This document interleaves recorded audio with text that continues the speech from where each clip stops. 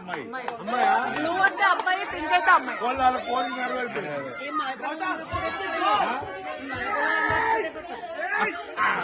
అబ్బాయి ఎవరమ్మా? అమ్మాయి అబ్బాయి అబ్బాయి అన్నారు. పోన్లేండి అమ్మాయి. సూపర్. నేనైతే అబ్బాయి అమ్మాయి. అబ్బాయి అనుకుంటున్నాను. వాళ్ళు అనుకుంటున్నారు. హ్యాపీ. బాగా డెకరేట్ చేసుకుంటుంది.